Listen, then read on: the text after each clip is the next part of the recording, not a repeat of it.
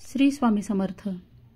रक्षाबंधन म्हणजेच राखीचा पवित्र सण, बहीण भावाच्या अतूट नात्यांचा सण म्हणजेच रक्षाबंधन। या पवित्र सणाची बहिणी वर्षभर अगदी आतुरतेनं वाट पाहत असतात। पौराणिक मान्यतेनुसार रक्षाबंधन सण श्रावण महिन्यातील पौर्णिमेला साजरा केला जातो। मात्र यंदा रक्षाबंधनाच्या दिवशी भद्राकाळ आहे, त्यामुळं भावाला राखी नेमकी कधी बांधावी, राखी बांधण्याचा शुभमुहूर्त काय, या संदर्भात अनेक संभ्रम निर्माण झाले आहेत। रक्षाबंधनाचा शुभमुहूर्त कधी आहे? तर रक्षाबंधनाचा सण हा 19 ऑगस्ट रोजी साजरा केला जाणार आहे। त्यानुसार शुभमुहूर्त दुपारी 1:30 ते रात्री 9:08 आहे। रक्षाबंधनाच्या दिवशी या दरम्यान तुम्ही भावांना राखी बांधू शकता। जाणून घ्या भद्राकाळाची वेळ।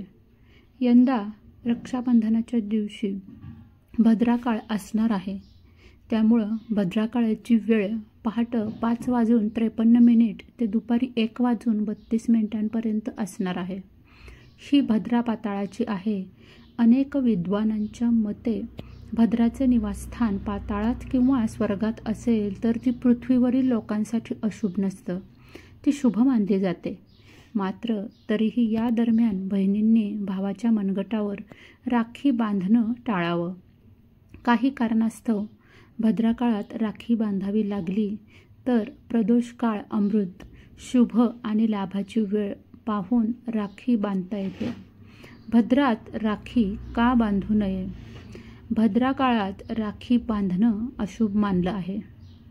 पौराणिक आख्यायिकेनुसार भद्रकालामध्ये लंकेचा राजा रावणाच्या बहिणीनं राखी बांधली होती, ज्यामुळे रावणाचा नाश झाला। भद्रकाल अशुभ मानलं का जातं? तर भद्रकालामध्ये राखी बांधणं अशुभ मानलं जातं, त्यामागं एक आख्यायिका अशीही आहे की शनिदेवाच्या बहिणीचं नाव भद्रा होतं। भद्राचा स्वभाव अतिशय क्रूर होता। ती प्रत्येक शुभकार्य, पूजा, यज्ञ यात व्यत्यय आणत असे।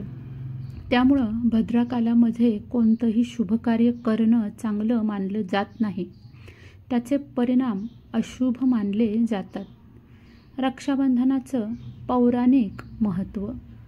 राखीच्या धाग्याला रक्षासूत्र संबोधलं जातं। राजसूय यज्ञाच्या वेळी भगवान श्रीकृष्णाला द्रौपदीनं रक्षासूत्र म्हणून पदराची चिंधी बांधली होती आणि तेव्हापासूनच ही परंपरा सुरू झाली असं सांगण्यात येत आहे।